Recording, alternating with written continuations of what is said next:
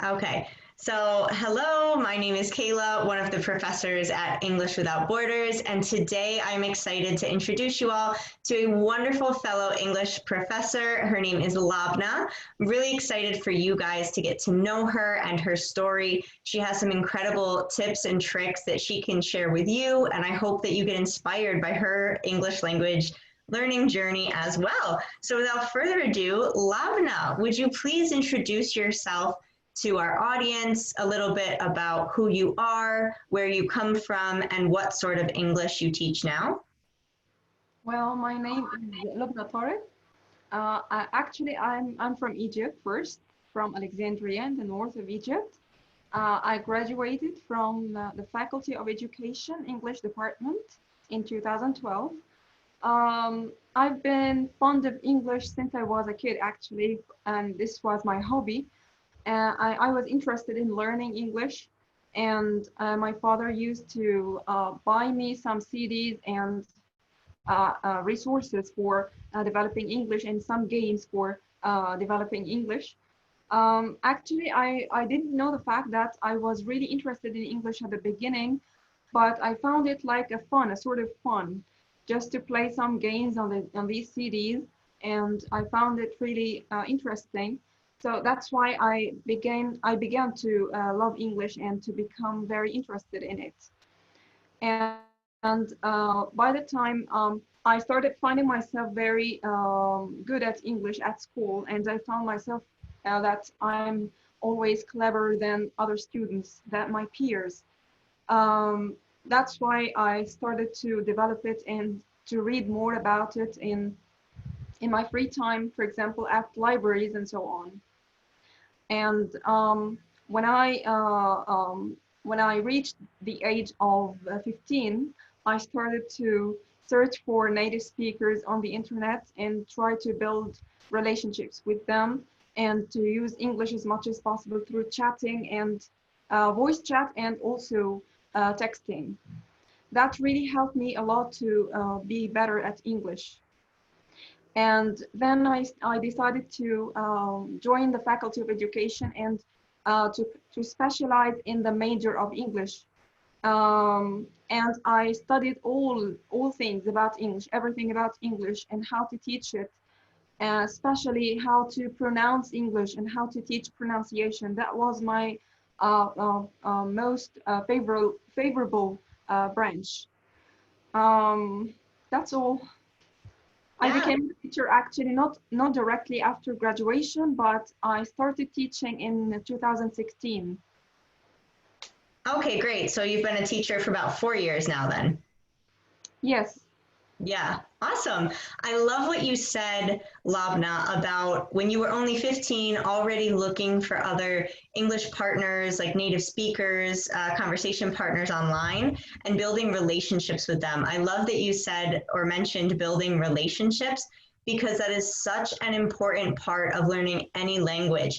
English is the tool to be able to build those relationships with other people or Yes. get another job or move to another place or understand another culture. And so many people focus on just the grammar or just learning new vocabulary and they forget about the relationship part, which is so important and which is a really big factor in gaining that fluency. So I can definitely tell that you prioritizing that from a young age has definitely changed your English language journey, and I think it's A brought you a lot. lot further than other people. Yeah.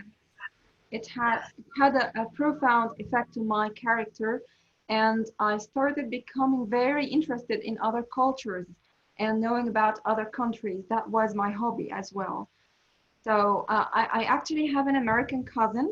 I used to live with her some time and to speak with her some English, but not all the time, because she actually knows how to speak Arabic very well. She was born in America, but she lived so much time of her life in Egypt.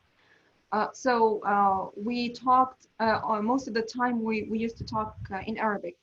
But we used at this time at the age of 15. Actually, she was 14, and my younger sister was 13. So our ages were very close to each other. We started going on the internet and search for people to start chatting with them, and just that was just for fun. But that really benefited me in the field of language, in the terms of language. Yes. Yeah, that was very brave of you, so young as well, to say, look, I'm going to take advantage of the internet and the technology and the tools we have Yes. to get to that next step, to take my English to that next level. That's awesome. And I know you mentioned that culture was an interesting thing. Now that you mentioned it, it wasn't something I was originally going to ask about, but you mentioned how important culture is and how you started to learn about it more as a hobby.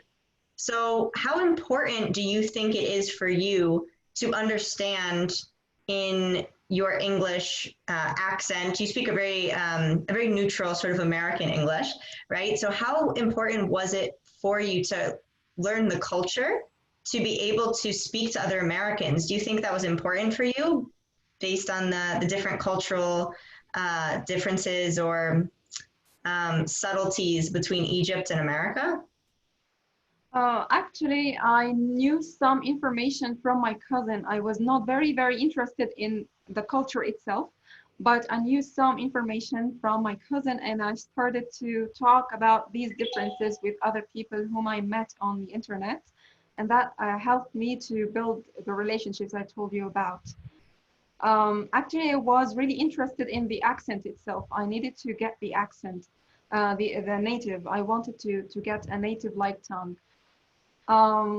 When I joined the college, I started being interested in the British accent, which I wasn't very familiar with until I joined the college. But I studied British accent itself, the British pronunciation at college, and I found that it was really amazing. And I started differentiating and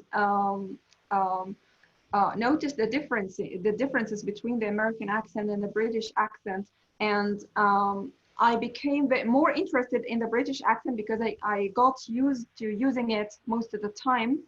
And now I think I'm making like a mixture between the two accents. After I graduated, I didn't work, but I started working in 2016, as I told you earlier. But I used American course books, and that helped me a lot to use the American accent as much as possible.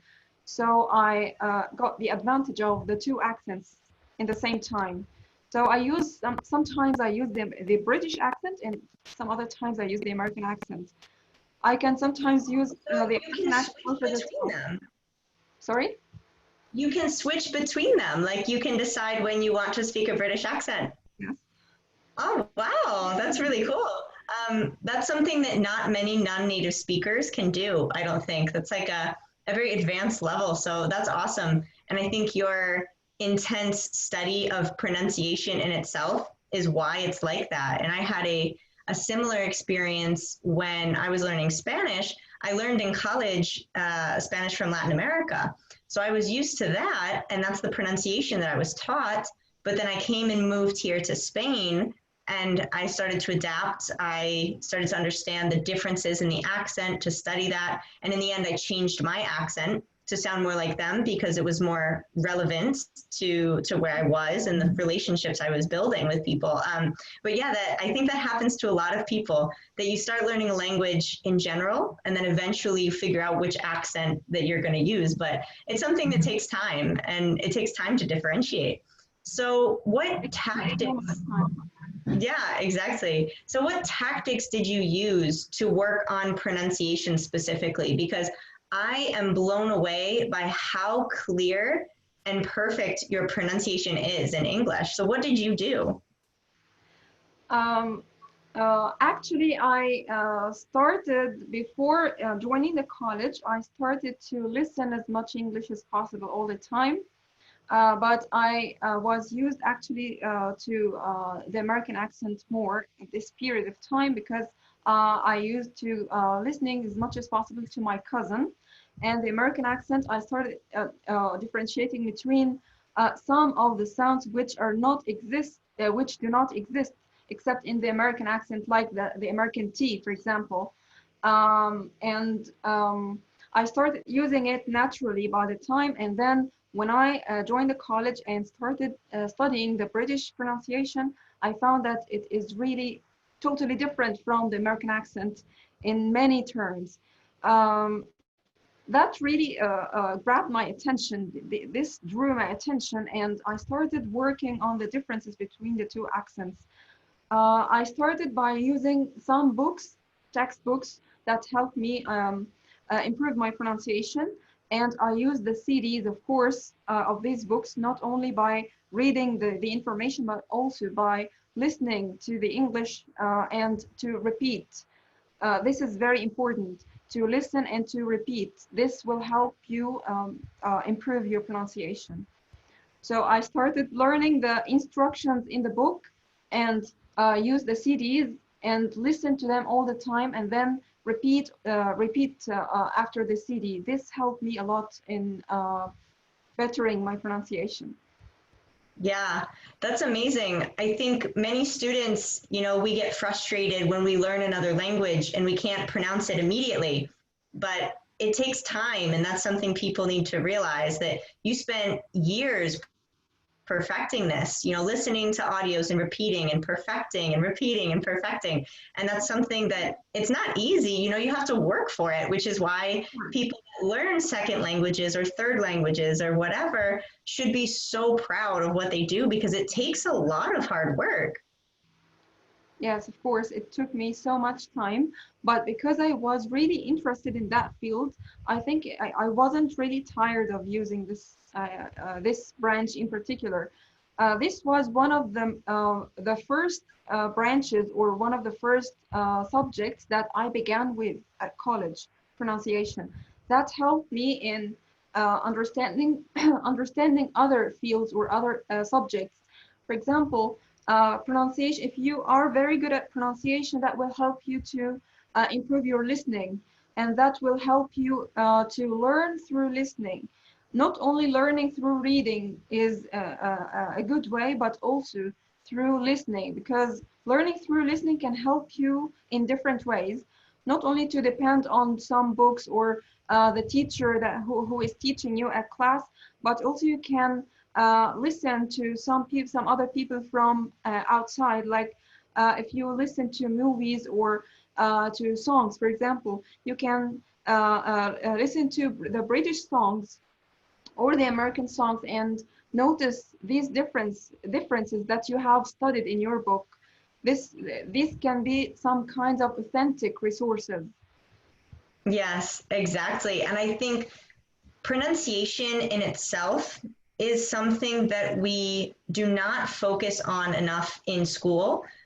Like in most non-native languages, like for me, when I took high school Spanish, it was something we did not talk about ever, pronunciation. And when I have taught English in Spanish schools here, they never talk about pronunciation. Like it's something that the students don't, they're completely unaware of it. But I believe that it gives you a lot of confidence when you know you've studied it, you know you're doing it well. So then when you speak, you just feel better. And native speakers can feel that confidence radiating from you, because practice makes perfect. And the more you practice something, the more confident you are. So that's great. And I can definitely tell in the way you speak that you have that. So that's incredible. And so now I'm wondering, this was such a hobby for you your entire life. So at what point did you realize that you wanted to turn English into your job, that you wanted to actually teach it, not just keep learning it? Well, actually, when I was at college, I wasn't planning to be a teacher. I just wanted to specialize in English itself. I wanted to know everything about English, to master the skill of speaking English itself in order to get different opportunities or job opportunities. I have been dreaming of being like a tour guide or a flight attendant or any other job that can use English. But once I started working, the real work itself, I decided to begin with my major first, then to move to other majors later. In 2016, I started being a teacher. I started working as a teacher first, just to train myself to use the language, because I spent 4 years without any practice, without any communication in English. So I started to forget everything about what I have learned in college. So I decided to teach it first as a first step, just to remind myself of everything I have studied before. And then I started to like the job itself. Um, I believe that teaching is the best way for you to learn something. In order to learn something and to master it, you have to teach it yourself. That's why I started to be a teacher, and this was my destiny. That's so beautiful. I definitely feel from watching your videos and seeing your teaching style and seeing how passionate you are about it. I also feel that teaching English was your destiny. And it's something that was unexpected, right? You weren't planning on being an English professor, but look at where it's got you. And now you get to help so many people feel better about learning English as well. And that tip that you give about if you can teach something, then you know that you really understand it. I think that's a great thing that other English learners can take with them. That if they're struggling with a topic, if they try over and over to teach it out loud to themselves, then that will give them the confidence to know that when they do it right, it means, okay, now I understand it. Now I get the concept. So I think that's a really great thing.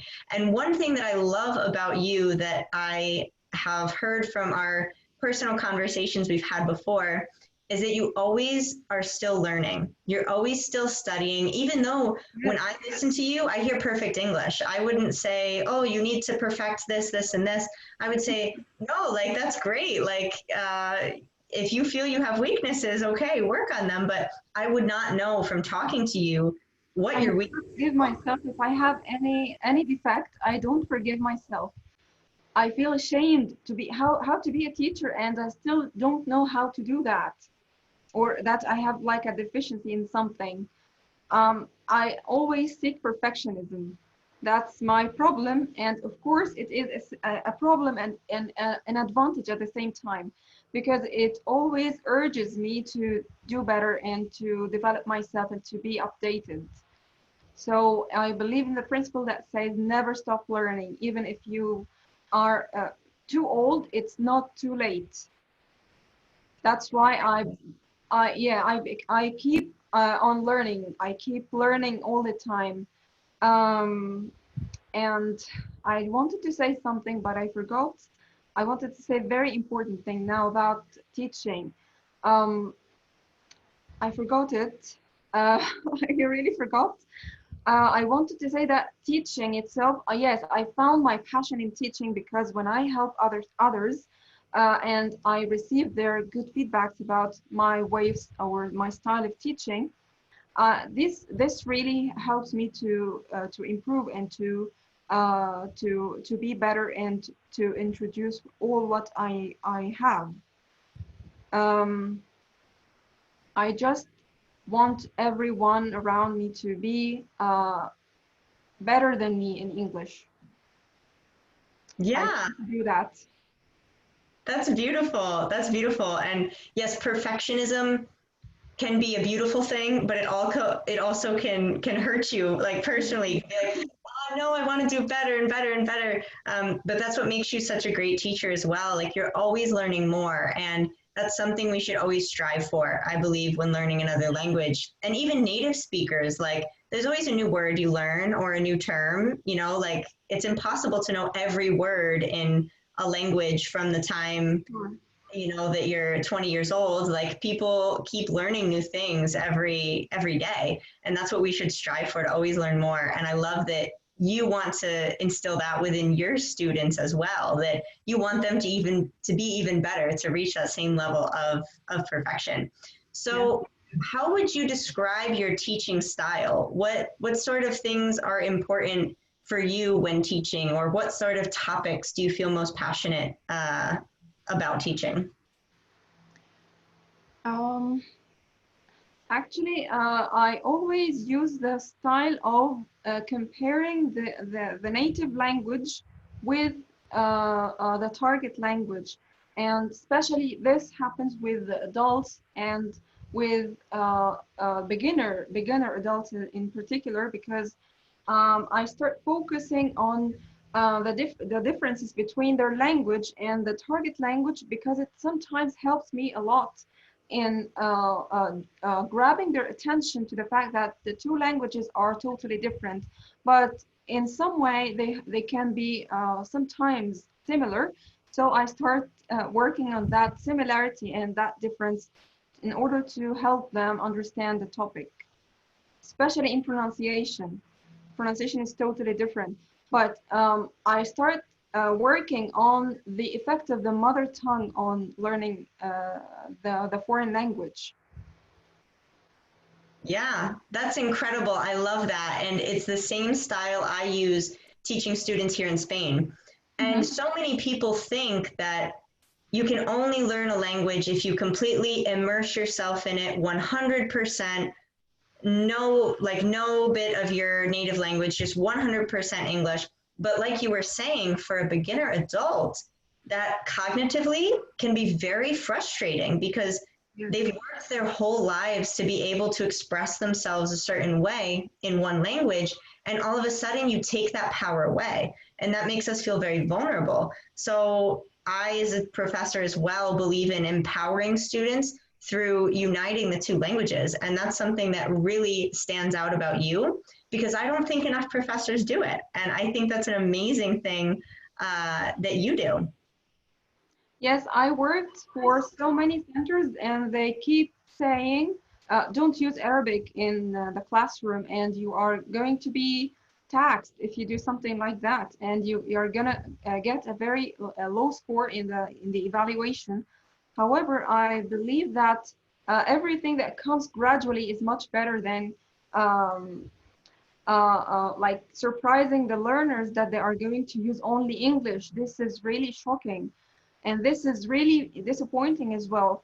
I started obeying or following the rules uh, of the center, but I found all the students really disappointed and they wanted to leave and they don't want at all to learn English once again because this is really disappointing. So I started applying my own rules, but without anyone to be aware of that fact. Then I found that the students began to respond to me and began to understand and to interact in classroom. Especially Yeah. adults. Adults are really challenging when you are teaching adults. They are really difficult to interact and difficult to involve them in the tasks and to make them participate in classrooms. Uh, so I started telling them, okay, I will talk in only 100% in Arabic at the beginning, and then I will gradually move from Arabic to English until I ban using Arabic at all in the classroom. Exactly. The slow phase out of of the native mother tongue. Exactly. I love it. And you put yourself like you made yourself rebellious against the typical rules of the academies and the schools. You said, no, I don't believe in this. And I love that you just followed your heart and your instincts with that because think of how many people that you have taught have stayed teaching English. They kept up with it because they were inspired that you were their first professor Yeah. instead of being frustrated by being forced to only speak a language that they don't know, and English and Arabic are so drastically different, like, with different writing. And I've learned how to read and write the Arabic alphabet, but I had no idea what I was reading, and like I spent an entire semester just learning how to read and write it, but I didn't know what I was saying. So if someone had told me that I had to just speak Arabic in a class 100%, I would be like, no, I can't do that. And I would probably want to leave. Exactly. So that's incredible. Something I'd like to ask you is could you share with us now that we know you keep studying on a daily basis to perfect your own teaching style and become a better student as well? because we're forever students, especially teachers. Teachers are forever students. That's something that I think our students don't understand oftentimes. What do you do every day to keep practicing English? Like, what resources do you use? How do you practice? Because you already have such a high level. So where do you find those resources to get even better on the little fine things? Actually, I try not to pass my day without doing anything in English, even if I had to just talk to myself in English for some few minutes. But I have some books for practice that I can recommend if you'd like. I can write them for you. Um, they are books for practicing English grammar, practicing English vocabulary, or even pronunciation and idioms and collocations and phrasal verbs and all branches of the language. And these books are divided from, or starting from the lower levels of the elementary or the beginners and ends at the advanced level. So you can find a variety of rules and new things to learn about English. And now I'm following my level. I'm always doing like a placement test for myself that can be provided free on the internet to follow your level. And I start working on my level that I have reached so far. And if I if I find that my level is still in a need for improvement, I start to see what deficiency that I still have in my language, and then I start working on solving this problem. So I use some websites like Learn English British Council.org. This is a really amazing website. And if I have some problems with grammatical structures, I start watching some YouTube channels that can introduce some grammatical structures like ingve.com, for example. This is a really interesting channel. And I do the quizzes, and then once I learn grammatical structure, I start applying it in my speaking or writing. This helps me a lot in improving it and getting used to using it. Now I am very interested in IELTS, because not only for the IELTS test, as I told you before, but in order to improve my language. I have started working on IELTS since last March, and then now I have been working on it maybe for over 4 months now. Now I still need to improve my speaking. This is my problem. Now I started with writing because it is the most challenging skill. And now I'm I have started to work on my speaking, because it is the second challenging skill for me, because it needs so much, so many skills to master. Actually, I don't have enough vocabulary, enough phrasal verbs for informal English, for colloquial communications, Um, I need to practice, and I have to admit that I need to practice. Yeah, I love that you mentioned, well, first of all, you have a lot of really good tools that you shared with everyone. So I'll make sure to include some of those things and the links in the video so that people can find those same resources. But as well, you mentioned the power of self-evaluation. You are always self-assessing and taking tests and using free resources online to do it as well. Yes. There's so many available out there just to practice and to understand what your weaknesses are, because everyone has weaknesses. Even a native speaker, will have, based on how they grew up or their hobbies or their interests, they will have different strengths in the language. So maybe a native speaker is not very good at formal presentation English, but they're very good at informal English because that's what they live in. That's what they're comfortable in. So even maybe a native speaker wouldn't know how to self-assess, or evaluate their weaknesses in their own language, because no one is perfect ever. And I think that's something that our students can take with them to always be auto-evaluating so that they can define those weaknesses and get better. So to end our little chat, what I'd like to ask you is, can you share with us the kinds of things that you share, the kinds of videos that you make on your amazing YouTube channel to help other learners? What sort of videos can people find there? Okay, I can type my YouTube channel here, but I'm not the host. I'm not the host, so I'm not allowed to share anything. Oh yeah, I will put it in the description below. I'll put all of the details for your YouTube channel so people can find it. Okay, no problem. I will send you the links for how to download these books and the names for channels that they can use to as a free source to help them learn English at home without any effort or without any fees or I just want to say something because concerning my YouTube channel, actually it targets the Arabs in the first place. So my videos are mostly in the Arabic language, but the latest one is the only one which I have made in English and only English. But I promise to make other more videos in English so that other learners from all over the world can benefit from my videos.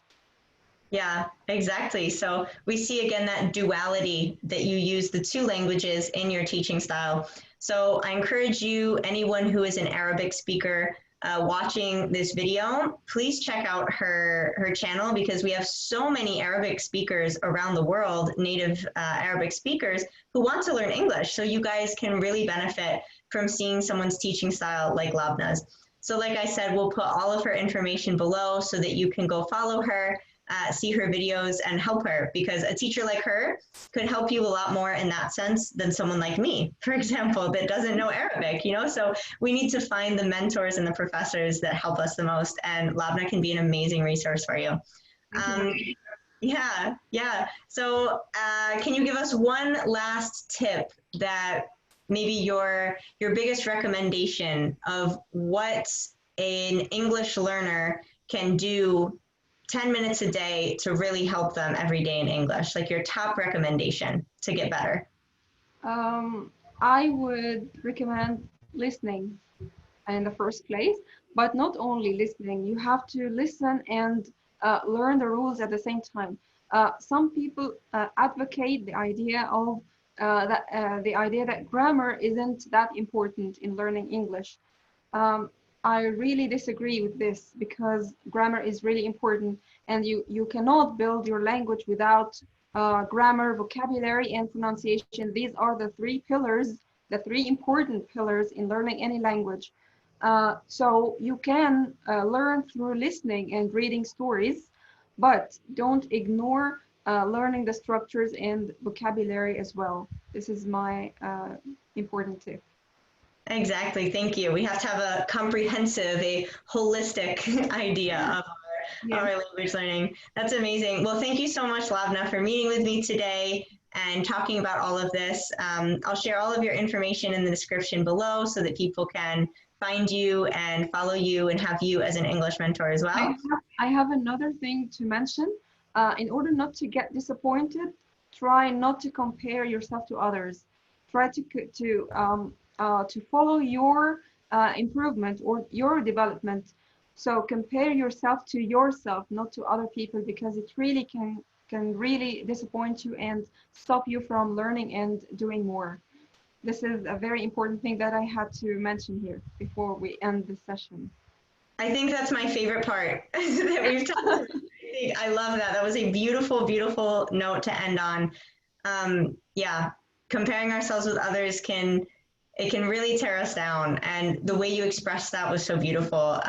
So yeah, some ending inspiration for all of you, and I hope that really motivates you going forward and helps keep you feel positive about your English language learning experience. So thank you so much for meeting with me today, Lobna, and I can't wait to see how we can keep helping more English speakers around the world. Actually, it's my pleasure to meet you. Thank you so much. You're most welcome.